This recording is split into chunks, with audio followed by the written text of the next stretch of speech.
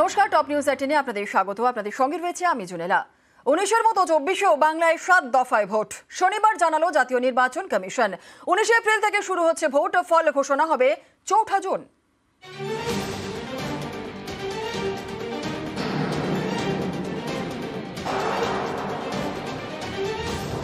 19-এর পর 24 ফের বাংলায় 7 দফায় লোকসভা ভোট।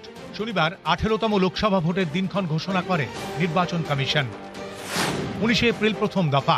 ওই দিন ভোট হবে বাংলার আলিপুরদুয়ার, কোচবিহার এবং জলপাইগুড়িতে। দ্বিতীয় দফার ভোট 26 এপ্রিল। ভোট হবে দার্জিলিং, রায়গঞ্জ এবং বালুরঘাটে। তৃতীয় দফার ভোট 7ই মে। ভোট হবে উত্তর ও দক্ষিণ মালদা, জঙ্গিপুর এবং মুর্শিদাবাদে। 13ই মে চতুর্থ দফার ভোট হবে বহরমপুর, কৃষ্ণনগর, রানাঘাট, বর্ধমান পূর্ব, বর্ধমান দুর্গাপুর, আসানসোল, বোলপুর এবং বীরভূম কেন্দ্রে। পঞ্চম দফার ভোট মে মাসের 20 তারিখ। ওই দিন ভোট হবে শ্রীরামপুর, হুগলি, আরামবাগ, উলুবেড়িয়া, হাওড়া, বারাকপুর এবং বনগাঁয়।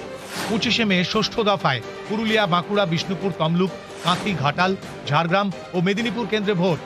1 জুন লোকসভা ভোটের শেষ তথা সপ্তম দফা। ওই দিন বারাসাত, বসিরহাট, জয়নগর, মথুরাপুর, ডায়মন্ড হারবার, কলকাতা উত্তর, কলকাতা দক্ষিণ, যাদবপুরে ভোট গ্রহণ। লোকসভা ভোটের পাশাপাশি রাজ্যের 2 বিধানসভা কেন্দ্রে উপনির্বাচনের দিন ঘোষণা করেছে কমিশন। 7ই মে মুর্শিদাবাদের ভগবানগোলা কেন্দ্রে আর 1 জুন উত্তর 24 পরগনার বরানগরে। ভোটে অশান্তি রুখতে কড়া কমিশন। এবার রেকর্ড সংখ্যক বাহিনী দিয়ে ভোট হবে বাংলায়। 2019 সালের লোকসভা ভোটে 743 কোম্পানি কেন্দ্রীয় বাহিনী বাংলায় এসেছিল। 21-এর বিধানসভা ভোটে 1080 কোম্পানি। এবার ভোটের সময় নিরাপত্তার দায়িত্বে 920 কোম্পানি কেন্দ্রীয় বাহিনী। সাধারণত ভোট ঘোষণার পর বাহিনী মোতায়েন করা হয়। এবারের ছবিটা আলাদা। এবারে ভোট ঘোষণার 15 দিন আগেই বাংলায় মোতায়েন বাহিনী। चुनाव में हिंसा की कतई गुंजाइश नहीं है. We will request everyone, all political parties, all candidates, they must be very cautious of this point. We'll be ruthless if anywhere the violence happens. We are appointing 2,100 observers. Force जितनी भी जा रही है किसी भी राज्य में रैंडमाइज्ड हो, ऐसा नहीं कि उस फोर्स को कहीं बैठा दिया, काम नहीं कर रही, या कहीं दूसरी जगह भेज दिया जहां जरूरत नहीं है. Entire election machinery will be randomized in the presence of the observers. Paschimbanga ছাড়াও দেশের 2 রাজ্যে 7 দফায় ভোট হবে, বিহার এবং উত্তরপ্রদেশে। 2019 সালেও এই 3 রাজ্যে 7 দফায় লোকসভা ভোট হয়েছিল। 19 এপ্রিল থেকে শুরু, 1.5 মাসের বেশি সময় ধরে চলবে ভোট। কার দখলে দিল্লির মাসনাদ জানা যাবে 4 জুন। নিউজ 18 বাংলা। বাংলায় লোকসভা ভোট হবে 7 দফায়। কমিশনের সিদ্ধান্ত নিয়ে সরব তৃণমূল। 7 দফায় সন্তুষ্ট বিজেপি, স্বাগত জানালো বাম কংগ্রেসও। তুঙ্গে দরজা।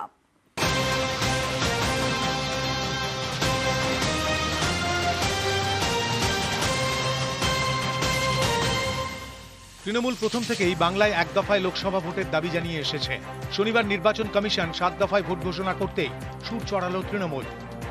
7 দফার নির্বাচনের প্রয়োজন ছিল না, কিন্তু ভোটার টার্নআউট কম হয় বেশি ফেজ ইলেকশন হলে, সেইটার বেনিফিট নেবার চেষ্টা করছে, কিন্তু সেটা হবে না। মানুষ কিন্তু বুঝে গেছে যে ভারতীয় জনতা পার্টি কি।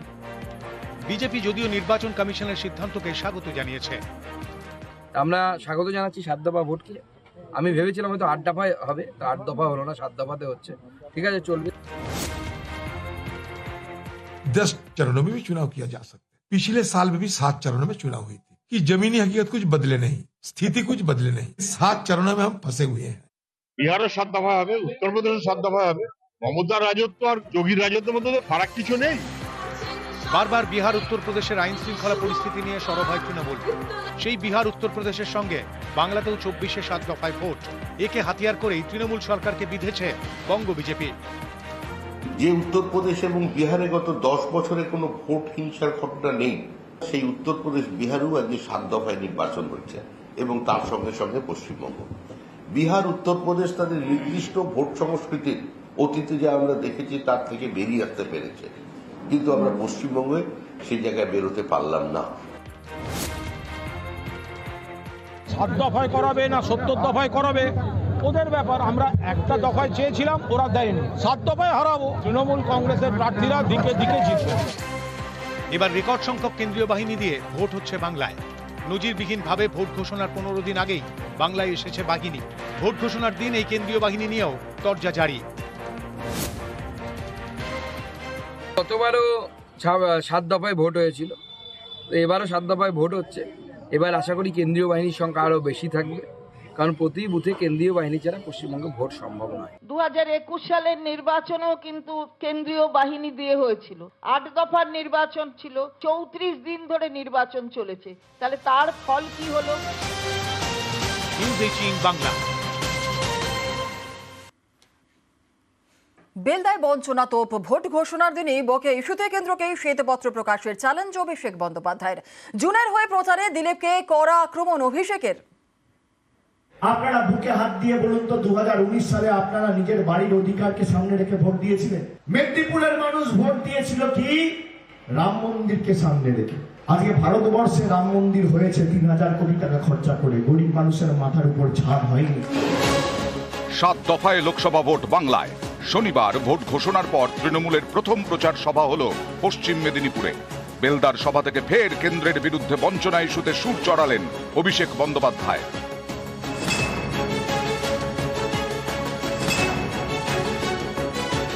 অমিত শাহ বলেছিল যে বাড়ির টাকা পাঠিয়েছি, আর আমি এই মঞ্চ থেকে চ্যালেঞ্জ করছি যে শ্বেতপত্র যদি প্রকাশ করতে পারে যে বাংলায় হেরে যাওয়ার পর 3 বছরে 10 পয়সা দিয়েছে, আমি রাজনীতির আঙিনায় পা রাখবো না। এই চ্যালেঞ্জ যদি বিজেপির ক্ষমতা থাকে, এই সভা থেকে আমি করে গেলাম, বুকের পাটা থাকলে এক বাপের বেটা হলে গ্রহণ করে দেখাবে।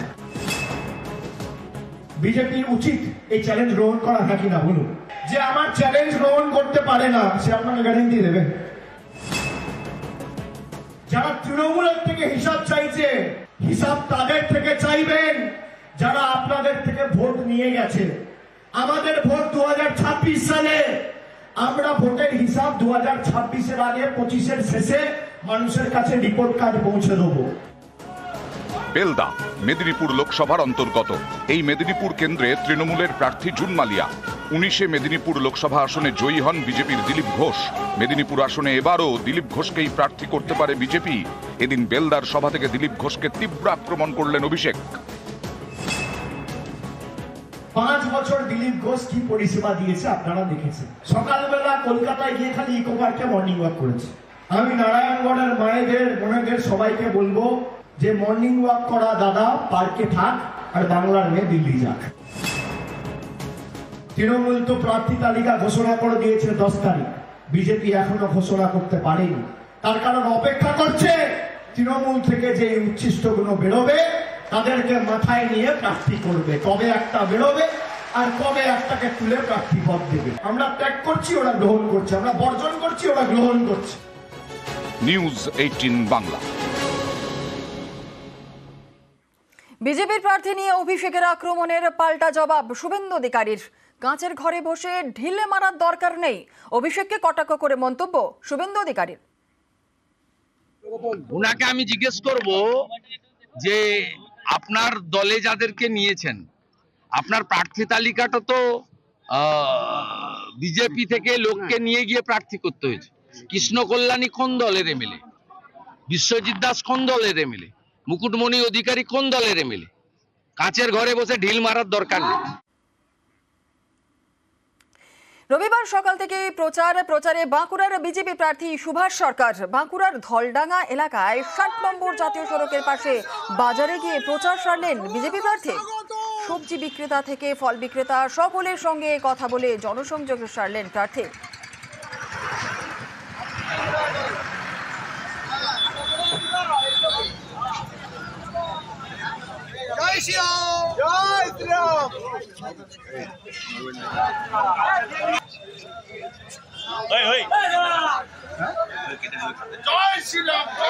শেষ পর্যায়ে আমাদের নির্বাচন, সেক্ষেত্রে কি প্রচারে কোথাও একটা ঘাটতি পড়বে? এবার কোনো ঘাটতি পড়বে না, বরং বেশি সময় পাওয়া গেল, বেশি সময় মানুষের কাছে আরো বেশি করে পৌঁছতে পারবো। বেশি সময় তো সুবিধা বটেই, আরো মাইক্রো লেভেলে মানুষের কাছে পৌঁছতে পারবো। ভোট ঘোষণার দিন গতকালই হয়েছে, আর আজ সকালে রবিবাসরীয় প্রচার। সকাল থেকেই প্রচারে বিষ্ণুপুরের তৃণমূল প্রার্থী সুজাতা মণ্ডল। সোনামুখীতে দলের কর্মীদেরকে সঙ্গে নিয়ে প্রচারে নামলেন তিনি। প্রচারে গিয়ে করতালে বাজালেন সুজাতা।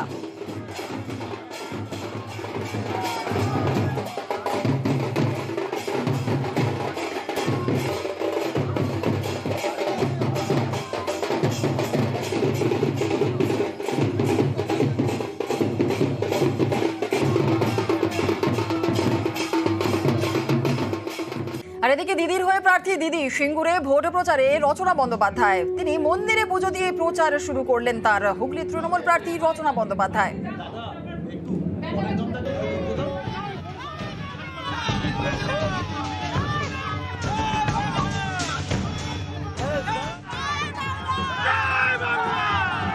ডাকাত কালীবাড়িতে পুজো দিয়ে তুমি তোমার প্রচার শুরু করলে, এরকম মনস্থ করে রেখেছিলে?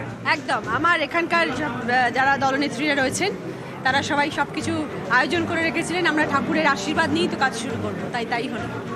মা কালী, তারপর মহেশ্বর, সকলের মন্দিরে যেতে দেখলাম। কি বিশেষ প্রার্থনা ছিল?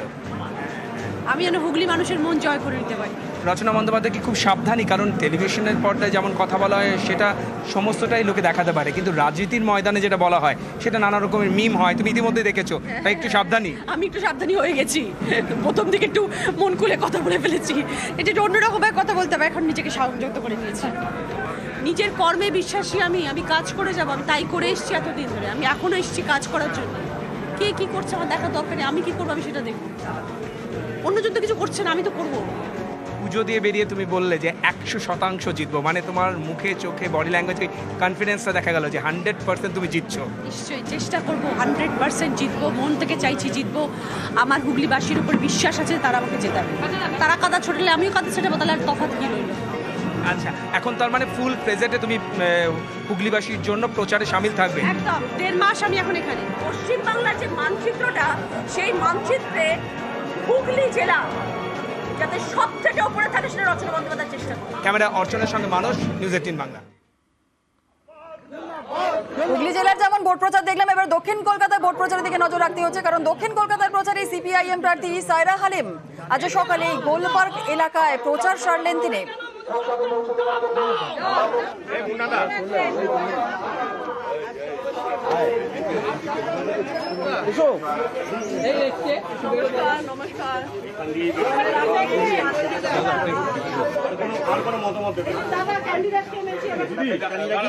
আমরা দক্ষিণ কলকাতায় গোলপার্ক অঞ্চলে এবং সেখানে বামফ্রন্ট মনোনীত প্রার্থী বস্তি থেকে অনেক করছেন। আমি অনেক আশাবাদী এই সিটটা সিপিআইএম জিতবে, উঠবে, কলকাতা সাউথেই উঠবে। Thank you. দক্ষিণ কলকাতা বরাবর যেটা মমতা বন্দ্যোপাধ্যায়ের কেন্দ্র ছিল, তৃণমূল বরাবর এখানে ভালো রেজাল্ট করে এসেছে। যে সময় রাজ্যের সমস্ত জায়গায় সিপিএম জিতেছে বা লেফট জিতেছে, সেখানে কিন্তু দক্ষিণ কলকাতা তৃণমূল কংগ্রেস জিতেছে। এই বছর ঐতিহাসিক লড়াই পাল্টে যাবে। আপনি পুরো নমস্কার নমস্কার নমস্কার পাল্টে যাবে, আপনি রেজাল্টটা দেখবেন। নমস্কার নমস্কার নমস্কার। আপনি দেখেছেন সকাল থেকেই সায়রা হালিম তিনি তার প্রচার পর্ব সারছেন। দক্ষিণ কলকাতায় সিপিআইএম প্রার্থী সায়রা হালিম, নাসিরউদ্দিন শাহর ভাইজি তিনি। সিপিআইএম প্রার্থী সায়রা শাহ হালিম তিনি আজ সকাল থেকেই ভোট প্রচারে।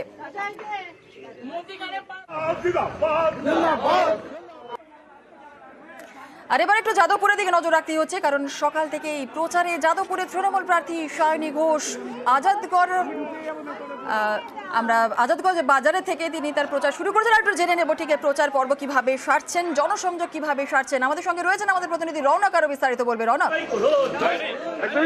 সকাল 9:15 থেকেই সায়নী ঘোষ আজাদগড় বাজার এলাকায় প্রচার শুরু করেছেন এবং বাজারের প্রত্যেকটি যারা বাজারে আসছে সকালবেলা তাদের সঙ্গে কথা বলছেন।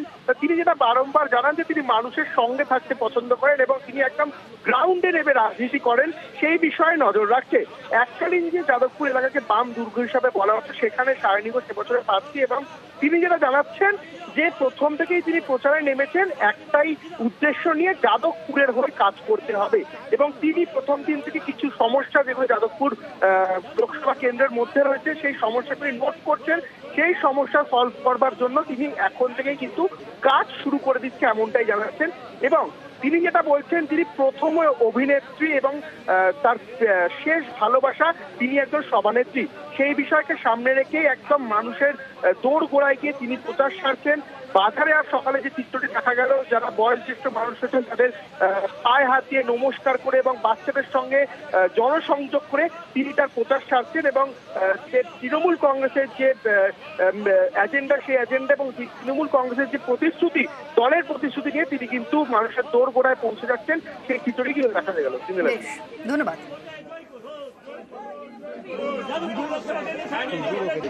রোজ সকালবেলা মোটামুটি 8টা নাগাদ বেরিয়ে যাচ্ছি, তো বাবাকে রোজ একাই বাজার করতে হচ্ছে। তা আজকে যখন এত সুন্দর একটা সুযোগ করে দিলেন তপন দা, আমি ভাবলাম যে মেয়ে হিসেবেও তো কিছু দায়িত্ব থাকে, একটু বাজার করে নিয়েছি, বাবা খুশি হবে। আপনারা যেরকম দেখতে পাচ্ছেন, যেরকম মানুষ খুব স্বতঃস্ফূর্ত ভাবে, এবং সেটা সায়নী ঘোষের জন্য না, সেটা মমতা ব্যানার্জি। মালদায় তৃণমূল বনাম তৃণমূল দলীয় বিধায়কের বিরুদ্ধে সরব তৃণমূল প্রার্থী। ঘাসফুলের প্রার্থীকে পাল্টা জবাব সুজাপুরের তৃণমূল বিধায়কের। এই নিয়ে খোঁচা দিতে দেরি করেনি বিজেপি। লোকসভা ভোটের মুখে সুজাপুর সরগরম। দুহাত খুলে ভোট দিয়ে জেতালো একজন বিধায়ককে, আর তারপর বিধায়কের পরিষেবাটা পাচ্ছে না। এটা তো মানে যে কেউ, আমি ওখানে থাকলে আমিও হতাশ হতাম। যে এটা ঠিক যে তারা এমএলএ কে পায়নি, কিন্তু তারা রাজ্য সরকারের প্রতিটা পরিষেবাকে তারা পেয়েছে। আমি আমার কনস্টিটিউয়েন্সি হয়েছে 350 কিলোমিটার দূরে, আমি রোজ রোজ যেতে পারবো? এটা not feasible to attend my locality daily. আমি প্রয়োজন ভিত্তিক আমি যাই। লোকসভা ভোটের মুখে প্রকাশ্যে তৃণমূলের কোন্দল, মুখোমুখি প্রার্থী এবং বিধায়ক। একদিকে তৃণমূলের দক্ষিণ মালদার প্রার্থী শাহনওয়াজ আলী রায়হান, আরেকদিকে সুজাপুরের তৃণমূল বিধায়ক আব্দুল গনি। প্রার্থী ঘোষণার পরেই দক্ষিণ মালদায় প্রচারে তৃণমূল প্রার্থী শাহনওয়াজ আলী রায়হান সরব হয়েছেন দলেরই বিধায়কের বিরুদ্ধে। তাঁর দাবি, সুজাপুরের তৃণমূল বিধায়ককে এলাকায় দেখা যায় না, তাঁকে নিয়ে ভোটাররা হতাশ। আড়ালে আবডালে নয়, সাংবাদিক সম্মেলন করে দলের বিধায়কের বিরুদ্ধে এমনই মন্তব্য করেন তৃণমূল প্রার্থী। আমি যদি সুজাপুরে ভোটার হতাম আর আমি একটা লোককে দুহাত ভরে ভোট দিলাম আর তারপর আমি দেখা পাচ্ছি না, এটা তো আমিও হতাশ হতাম। ফলে যেটা জেনুইন হতাশা সেটা তো আমাকে স্বীকার করতে হবে, তাই না? তো সুজাপুরবাসীর এই হতাশার জায়গাটা, যে তাদের মনোভঙ্গের জায়গাটা, আমি সেইটাকে চেষ্টা করব। প্রথমে আমি তাদের কাছে ক্ষমা প্রার্থী হিসেবে যাব যে আপনারা ভোট দিলেন কিন্তু পরিষেবা পেলেন না। আমি আমার কনস্টিটিউয়েন্সি হয়েছে 350 কিলোমিটার দূরে, আমি রোজ রোজ যেতে পারবো? আমি তো এখানে ওয়াকাবোর্ডের chairman, I attend office daily. এটা not feasible to attend my locality daily. আমি প্রয়োজন ভিত্তিক আমি যাই এবং সমস্ত কাজ আমি করি। তিনি যদি নিজে স্বীকারই করে নেন যে তার দলের বিধায়ক ভোটে জেতার পরে একদিনও আসেন না সুজাপুরে, তাই তিনি নিখোঁজ, তাহলে তিনি যে দাঁড়িয়েছেন, মানুষ তো তাকেই প্রশ্ন করবে যে তিনি জেতার পরে তিনিও চলে যাবেন। স্বাভাবিকভাবেই তাকেই বা ভোট কেন দেবে মানুষ? তৃণমূল বিধায়কের বিরুদ্ধে সরব তৃণমূলেরই প্রার্থী। তবে সুজাপুরের অনেকেই বলছেন, বিধায়ক এলাকায় না এলেও পরিষেবায় কোনো সমস্যা নেই। ওনাকে দেখা পাইনি, মাঝে মধ্যে দেখা যায়। ওনার যে প্রতিনিধি আছে তাদের সঙ্গে দেখা হয়, মাঝে মধ্যে দেখা হয়। না, পরিষেবা সব পাওয়া যায়, পরিষেবা সেটা অসুবিধা নেই। মমতা ব্যানার্জির যা প্রকল্পগুলো রয়েছে সেগুলো সবই পাওয়া যায়। ওনাকে তো দেখতে পাই না, উনি তো থাকেন কলকাতায় থাকেন। পরিষেবা পেতে পরিষেবা আমরা সবই পাই। বিধায়কের অনুপস্থিতি, এই পরিস্থিতি আজ করেই ড্যামেজ কন্ট্রোলে মরিয়া তৃণমূলের লোকসভা প্রার্থী। হাওয়া গরম সুজাপুরে। ক্যামেরায় লিপেশ লালা ও ঝন্টু মণ্ডলের সঙ্গে সেবক দেব শর্মা, নিউজ 18 বাংলা, মালদা।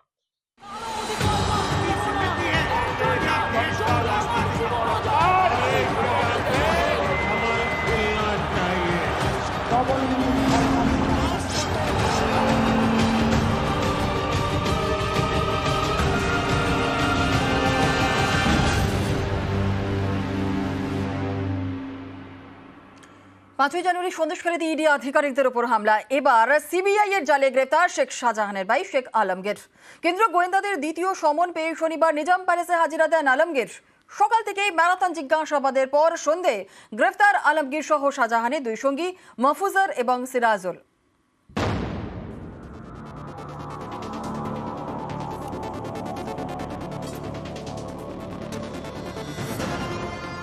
সিবিআই হেফাজতে সন্দেশখালীর শেখ শাহজাহান, এবার গ্রেপ্তার তার ভাই শেখ আলমগীর। নিজাম প্যালেসে টানা জিজ্ঞাসাবাদের পর আলমগীরকে গ্রেপ্তার করলেন কেন্দ্রীয় গোয়েন্দারা।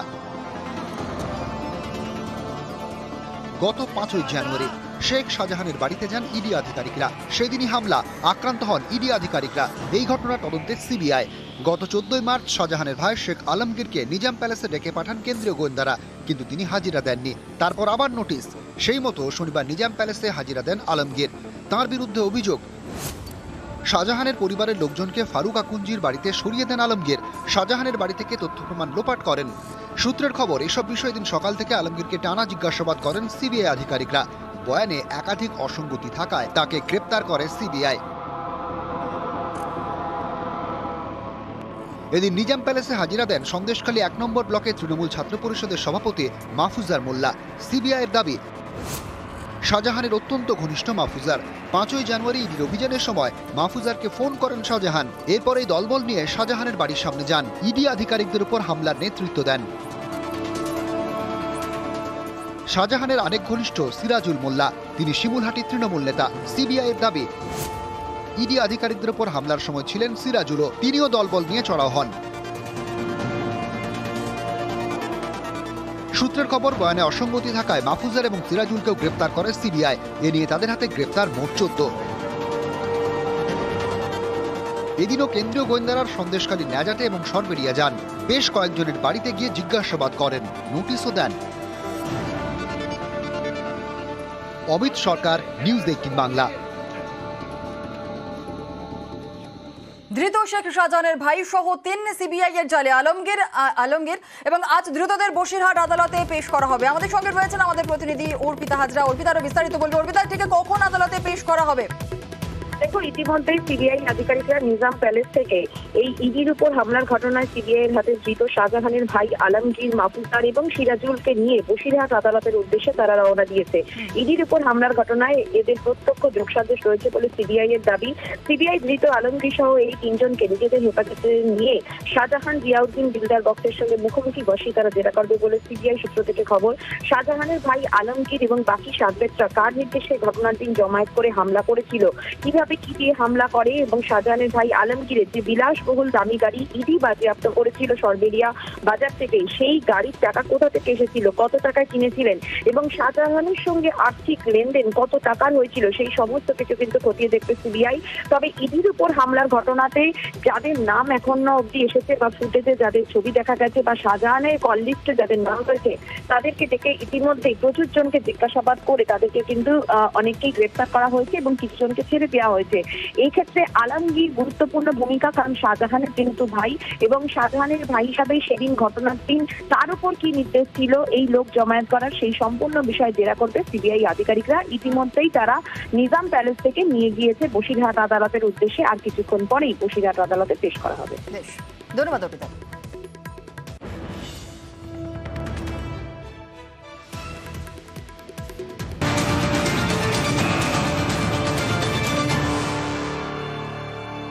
এই মুহূর্তে ব্রেকিং নিউজ, নামখানায় কাঠের মিলে আগুন। যে ছবি আপনারা দেখছেন, নামখানার একটি কাঠের মিলে আগুন। রাতেই বাজ পড়ে মিলে আগুন লাগে। আগুন দ্রুত ছড়িয়ে পড়ায় বিপত্তি।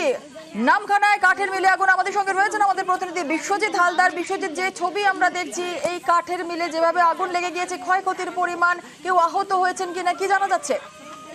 দেখুন, এই মুহূর্তে যে খবর পাওয়া যাচ্ছে, সম্পূর্ণভাবে কাঠের যে সমিলটা ছিল সম্পূর্ণভাবে কিন্তু আগুনে ভস্মীভূত হয়ে গেছে। যেটা স্থানীয় সূত্রে এবং যেটা খবর পাওয়া যাচ্ছে, গতকাল ভোর রাতের দিকে যে একটা বৃষ্টি শুরু হয় এবং তারপর একটা বজ্রপাত হয় এবং সেই বজ্রপাতের জেরে ওই কাঠের সমিলে আগুন লেগে যায়, এমনটাই কিন্তু স্থানীয় বাসিন্দাদের দাবি। প্রথমে সেই আগুন কিন্তু নজরে আসেনি, তারপর একদম ভোরের দিকে যখন মানুষ উঠতে শুরু করলো তখন কিন্তু এই আগুনটা নজরে এলো। তখনই কিন্তু চিৎকার চেঁচামেচি করতে আশেপাশে স্থানীয় বাসিন্দারা, যারা নামখানা দুর্গানগর যে বাঁধা এলাকা, সেই জায়গার বাসিন্দারা কিন্তু ছুটে আসে এবং প্রায় 2 থেকে 2.5 ঘন্টার চেষ্টায় ওই মানে কাঠের সমিলে আগুন কিছুটা হলেও নিয়ন্ত্রণে আসে। তবে তার সকালবেলা যেটা দেখা গেল, সম্পূর্ণভাবে কাঠের যে সমিলটি সম্পূর্ণভাবে নষ্ট হয়ে গিয়েছে। প্রায় 8 থেকে 9 লক্ষ টাকার মতো কাঠ ছিল, যে কাঠ ওই সমিলে রাখা ছিল এবং সেগুলো সম্পূর্ণভাবে ভস্মীভূত হয়ে গিয়েছে।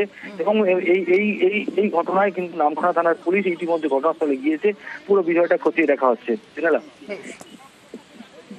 ধন্যবাদ বিশ্বজিৎ। কথা বলছিলাম আমাদের প্রতিনিধি বিশ্বজিৎ হালদারের সঙ্গে। যে ছবি আপনারা দেখছেন, নামখানায় কাঠের মিলে আগুন। গতকালই বাজ পড়ে এই মিলেতে এবং পুরোপুরি এই কাঠের মিল ভস্মীভূত হয়ে গিয়েছে। আগুন দ্রুত ছড়িয়ে পড়ায় বিপত্তি।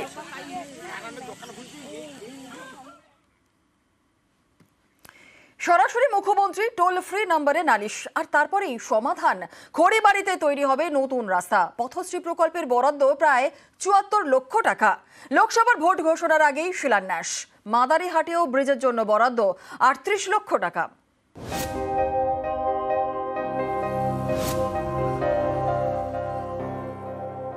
মাটির রাস্তা, কোনোদিন পিচই পড়েনি।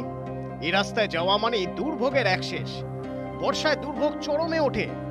এ ছবি শিলিগুড়ির খড়িবাড়ির। এখানকার বিন্নাবাড়ি গ্রাম পঞ্চায়েতের কুকরাজোত এলাকার রাস্তা দীর্ঘদিন ধরে বেহাল। এ নিয়ে সরাসরি মুখ্যমন্ত্রী টোল ফ্রি নম্বরে ফোন করেন বিন্নাবাড়ি পঞ্চায়েতেরই তৃণমূল সদস্য বিক্রম গণেশ।